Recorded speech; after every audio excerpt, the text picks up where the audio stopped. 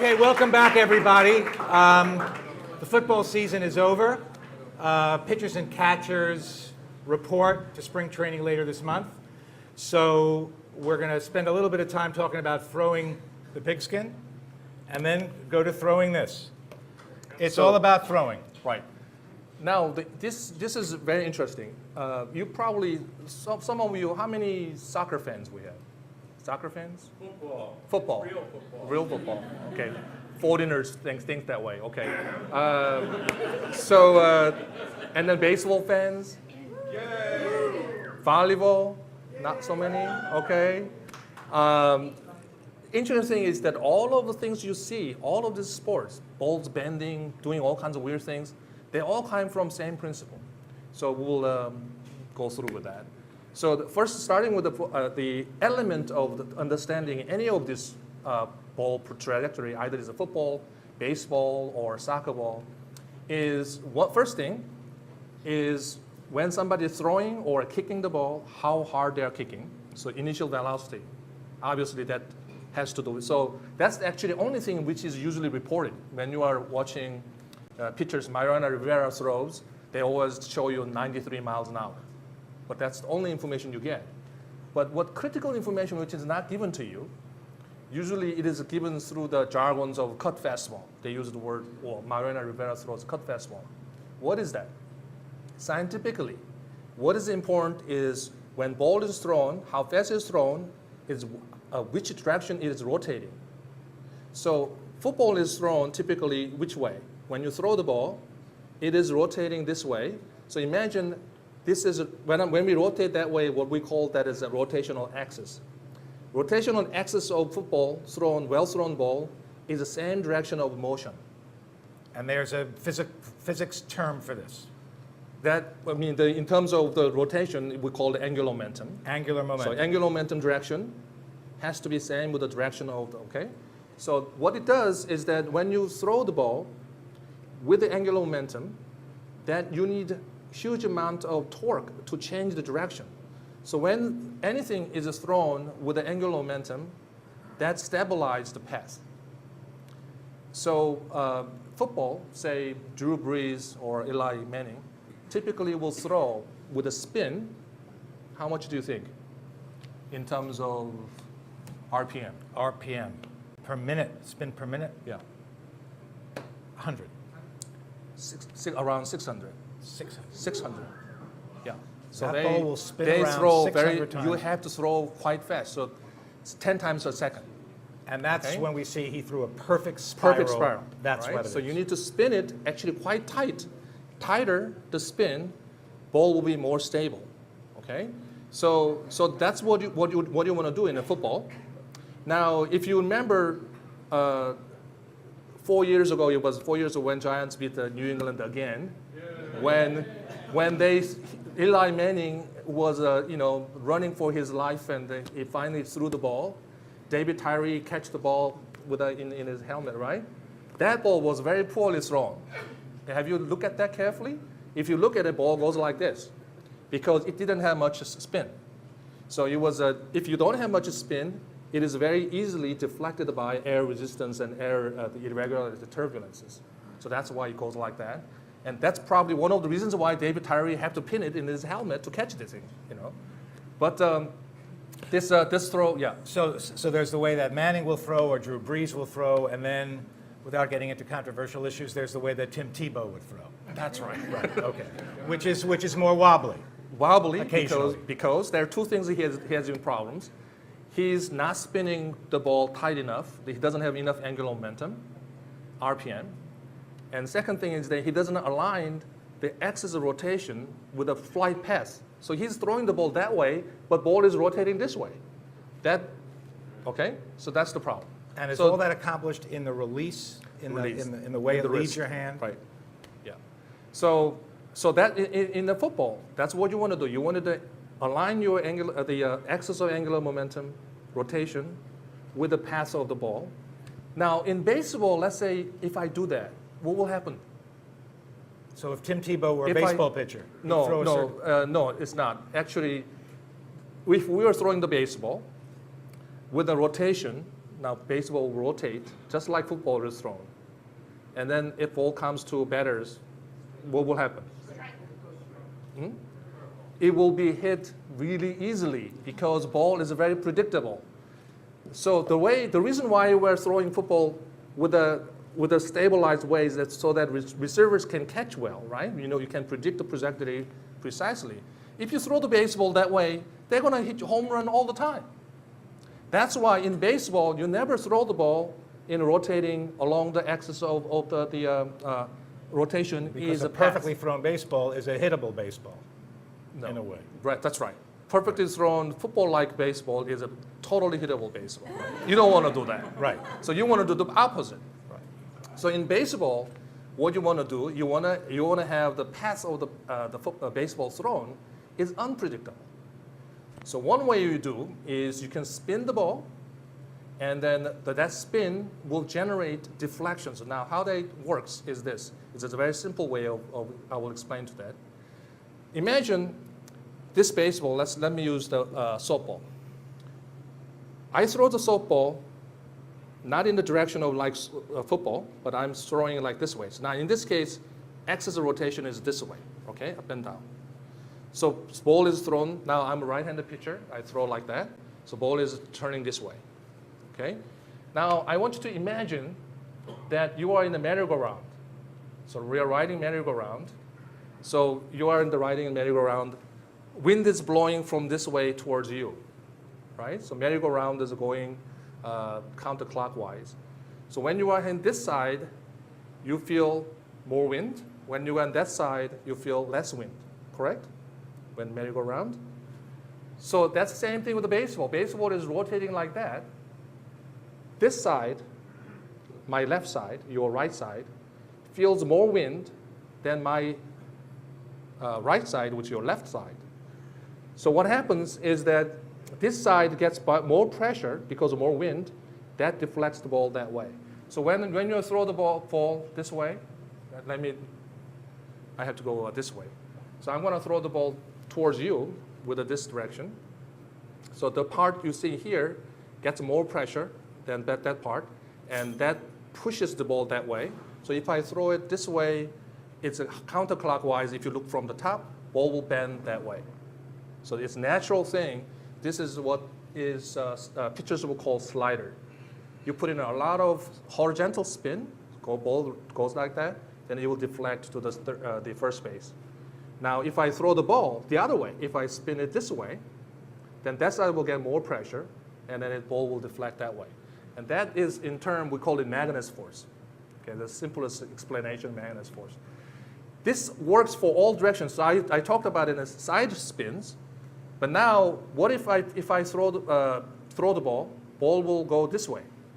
Now, rotative axis is this way, ball is rotating this. What will happen to this? Top of the ball will get more pressure, the ball will drop, and So that it's is a top called spin. top spin. Right. That's the top spin. So you see that in tennis. You know about top spin in tennis. You hit the ball that way. Exactly. Volleyball, you'll have a top spin. Volleyball spike. When you spike the volleyball, you go up and hit the ball like that, and that generates top spin. That allows volleyball to go over the net, but it drops down. Okay, so it's all same principle. Football. The people who like football, European people, the soccer. In soccer, people bend like Beckham. Beckham when he kicks the free kicks, or Ronaldinho. These people, or Messi, when they kick the free kick, what they do is this is a soccer ball on the ground. They kick the ball from their foot, right foot, at the bottom, and then tip it like that. That generates a top spin. So that go over the wall, human wall, and then go into the net. So it's all the principle. It's come from generating a lot of top spin and make the ball bend that way. Now, what about, like a football, we have the stitches, Yeah. but baseball certainly, famously, we have all the stitches. The wind resistance Yeah. of the stitches create wind resistance, That's right. yes? That's right. So actually, this is the most interesting thing about baseball. I don't think the guy inventors actually thought about this thing. Right. But accidentally, it turns out the baseball seams, which is rough, so when you throw the ball, you think you will generate more resistance. But it turns out kind of velocity we are throwing, about 40 miles an hour to 100 miles an hour, the seams, the rough area, generates less resistance than smooth area. How is that possible? I don't know. Okay. The reason it's possible is that in that particular, when object is moving, it's difficult to imagine that in the air. But if you imagine if a ball is moving through the honey, big, sticky stuff, what happens when this ball is trying to go through honey? Honey sticks to it. Okay. So what we call that, and then some of the honey is moving with the ball, and that what we call as boundary layers. So all of the object, when it moves through the air, it creates boundary layer, and smooth surfaces has these big boundary layers, and smooth balls will, as if it's going with a bigger than actually it is, and that generates a bigger resistance. So in a way, Now the smooth area picks up air and That's carries right. the air with it. And then the which is rougher more areas resistance. actually peels up those ones, has no less boundary areas, and that makes it less resistance. That's very interesting. So going back to that RPM, typically when you throw four-seam fastball, let me just explain quickly some different, there are many different variety of the pitches. Four-seam fastball is called the four-seam. I don't know how many of you actually know that. The baseball has these stitches. If I grab the ball like this, if I rotate it, you will see one seam, two seam, three seam, and four seams in one rotation. That's why you call it a four-seam fastball. So you grab it like that, you throw it downward, and then ball rotates actually backspin, opposite of topspin. And if baseball is very light, you will actually able to have the ball lift up. But because of baseball weight is more overwhelming than the lifting the force, no baseball really hops. But they are, you can ask baseball players, they will tell you they're hopping fastballs. Those things appear to be hopping because what you are expecting ball will drop down. But because of backspin, it doesn't drop as much. So it looks like hopping up, right? So that's four-seam fastball. Two-seam is, now if I grab the ball like this way, if I rotate it, you don't see the seam going across. And I see one, I see two. So in rotation, you only see two seams. That's what two-seam fastball is. In this case, you grab the ball like that, and you throw it. And this one typically has less RPM than four-seam fastball. Typically, four-seam fastball will be thrown with a 1,500 RPM, very, very high rotation. And a two-seam fastball will be going something like 1,300 or even 1,000 RPM. And I also found it very interesting for tennis lovers. Nadal generates highest RPMs you ever know. Is he hits the tennis ball with a top spin of 3,200 RPM, 3,200 RPM. It's fantastic. And so that is the, in terms of the seams of things. So depending on how you grab the ball, it will generate different type of resistance because smooth part and seam part is acting differently, resistance in the air. So for example, let's talk about Mariano's Right, the famous. cut fastball. So Mariano Rivera is one of those pitchers. He doesn't throw that many variety of balls. He has cut fastball. He usually throws about 90, 91 miles an hour. And he has two-seam fastball. He throws about 93 miles an hour. And sometimes he throws a four-seam. That's it.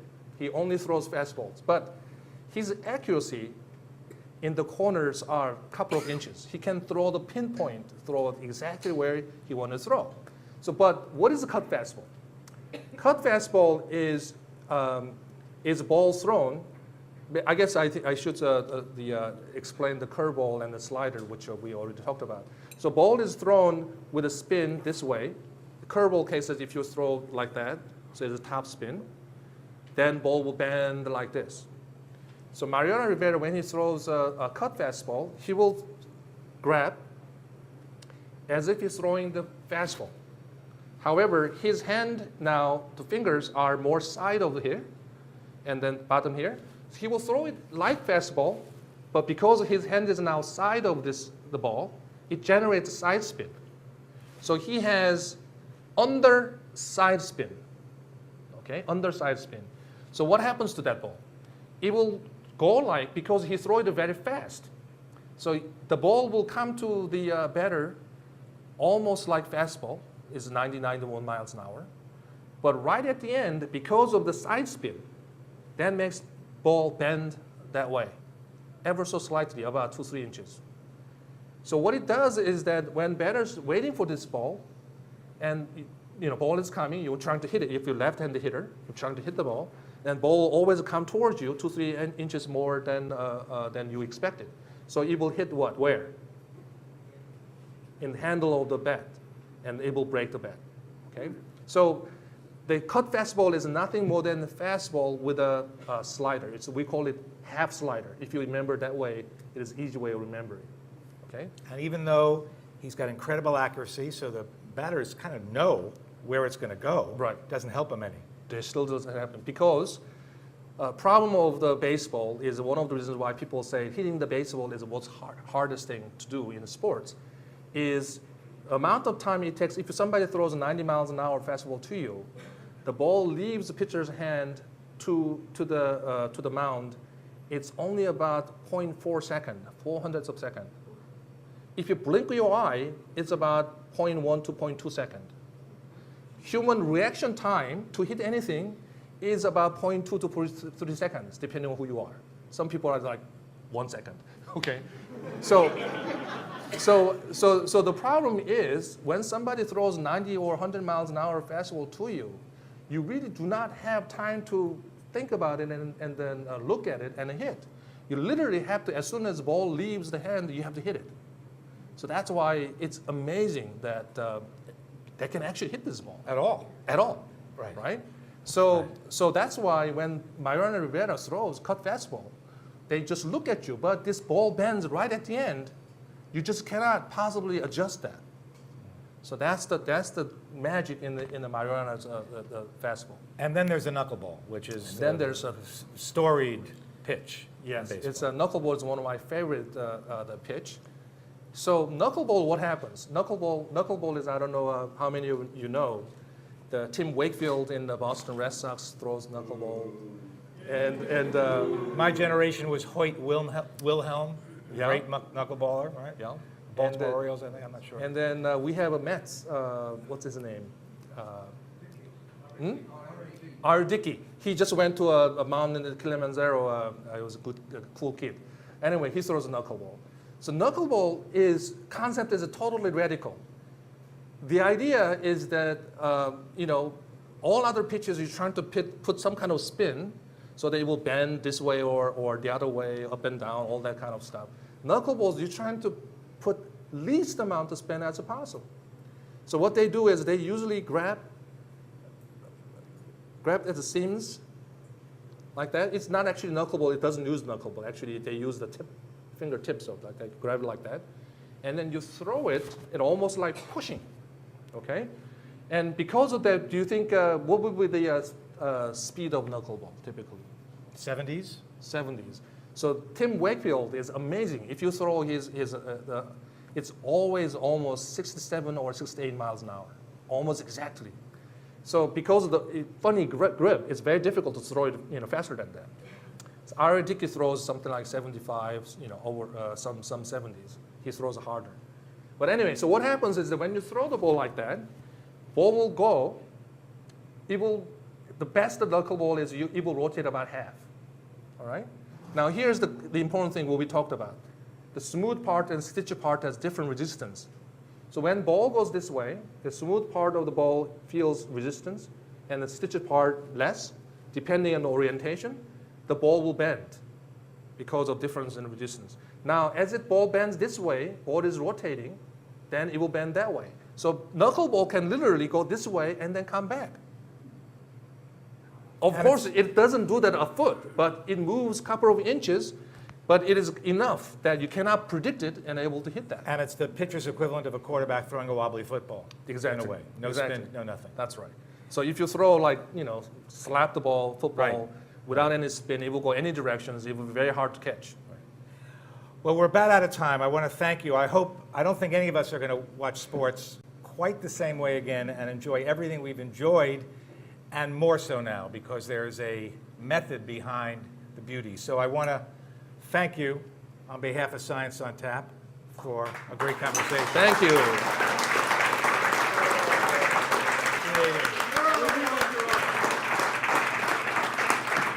Let's go Giants. All right. Let's go Giants. We have a couple of, our bartender has a couple of questions for us. Yes, we do. People are still hungry for more information, and the first question has to do with golf balls. Why do golf balls have so many dimples? That's I don't know who asked that question. It's fantastic. It is related to this. So, same thing. When baseball is thrown between something like 40 miles an hour to 140 miles an hour, actually that's kind of range. That, as I said, rough balls has less resistance than the smooth ball. So if you have a golf ball which is completely smooth, actually it doesn't go as far as fast as it should be. So that's why dimple is actually intentionally introduced to have the golf ball go faster and less resistance. All right. All right, next question is more about the flight of a baseball. Does a baseball, a home run, would that travel further in Denver, Colorado than in New York or San Francisco? Yes, that's another fantastic question. When you have a projectile motion, what we call it, you can do using, again, simple math. You can calculate the distance it travels. That distance travels has, first component is how hard you're hitting. That's initial velocity square times the angle, and divided by g is a gravitational acceleration. Now, because you divide by g, smaller the gravitational acceleration, you go further, all right? Denver is altitude is higher. It's mile high. You call the mile high stadium, right? It's higher than here. So as you go further away from the Earth's center, the g gets the pull of Earth gets smaller. So the object will go further. Okay. If you go back to 1968, I think Mexico Olympics generated most records in the track and field, and then because it was a high altitude and low latitude, and that makes the g smaller. Now, it's not just the g. What happens when you go high altitude is the g gets smaller. That effect is actually quite small, but air gets thinner because of pressure. What we are feeling is basically Earth's pull of air. So as g gets smaller, there's less air pulling, pressure is low. That makes ball has less air resistance. So in Denver, everything combined together, that also air is dry, and that makes, and so all of these things combined together, ball travel farther. In fact, the longest punt in NFL history was made in Denver by a giant punter. I don't remember, it was some 20 years ago. He punted 90 yards, net 90 yards. That was amazing. So yes, it is true. In Denver, things travel farther. This last question is about more of a non-traditional sport, but can you tell us a little bit about the physics of bungee jumping? Oh, And you happen to be I a love bungee that. jumper. I love that. Yes, I once some 10 years ago that I got an invitation to come to New Zealand, and it was too far away. I didn't want to go, but then it says a social activity is bungee jumping. I said, I'm going. So I went there, bungee jumping. I'm not sure. It is basically bungee jumping is that you will free fall from the bridge until that bungee is starting to stretching.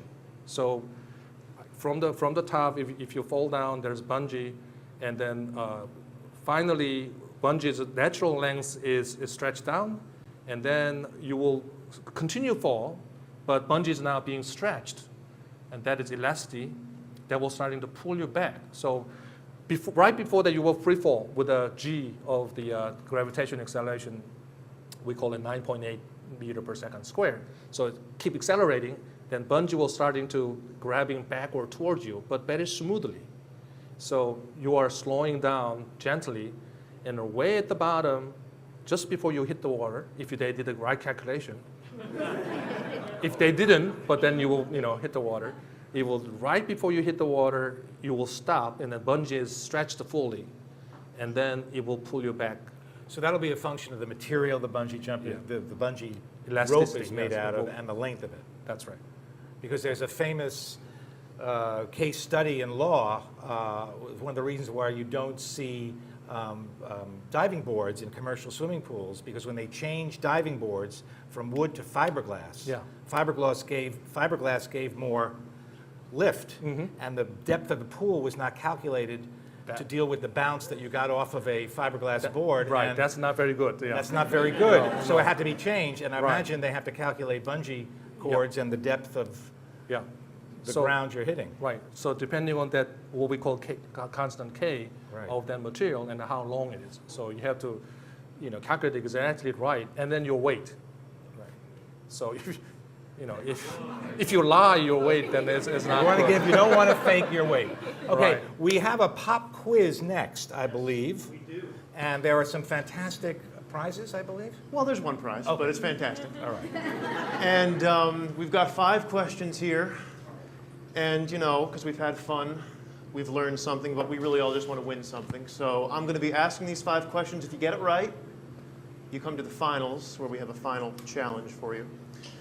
And Chang Kee will decide whether the answers are right or wrong. I could, but I'm just going to let him do it because it's easier. The first question, which part of a baseball has the most resistance when thrown between 50 and 100 miles an hour? Just raise your hand. There you go. Smooth part. Very good. You're in the finals. Congratulations. Yeah, just raise your hand, yell at me. We're in a bar after all. Just something to get my attention, and I'll point at you.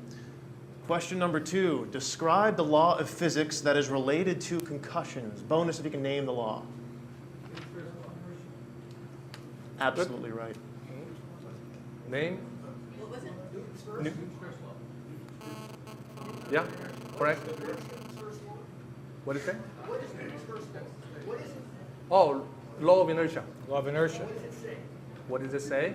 The things like to stay, tend to stay, or things moving tend to move in that direction. Yeah. Okay. Question number 3. In describing hang time, which takes longer, the trip up or the trip down? Same. I'm going to have to pass on you, sir, because you answered the question already. Trip up. Trip up, which takes long. Again, I could answer it, but I'm going to let him answer it. Is the trip up correct? No, we're just going to keep going, yeah. One more crack at it here. Yes, in the back. See, that's what we were looking for, the same. It's the same. All right, question number 4. If a football is thrown without spin, it's the same as what kind of baseball pitch? Without spin. Oh, well, we got to raise our hands, people. They are not raising hand? You, knuckleball, correct. All right. Correct. So we have our finalists? Well, one more question. Oh. One more question. What's the best angle to punt or throw a football for distance? How do you get so rowdy? We're in an academic institution. Rule number 1 is raise your hand. Did you answer a question? I think it's 45 degrees. 45 degrees? Did you answer one correctly already? No. No, okay. Then you're in the finals. Finalists, get up here. We have one last challenge.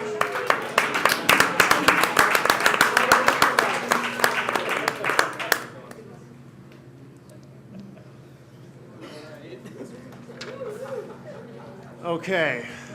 Where are our finalists Where are here? the We should other have two? 5, right?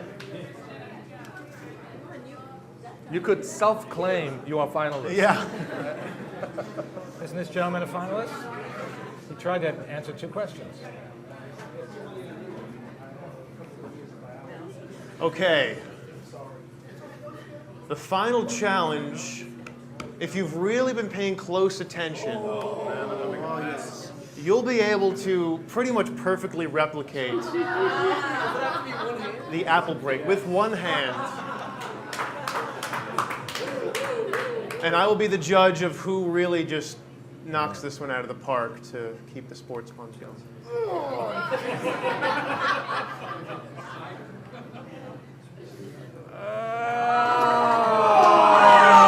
We did it. See it? He's got it? We've got it. Oh, congratulations. All right, your prize. Very messy. You get some Jolly Ranchers and like a science class.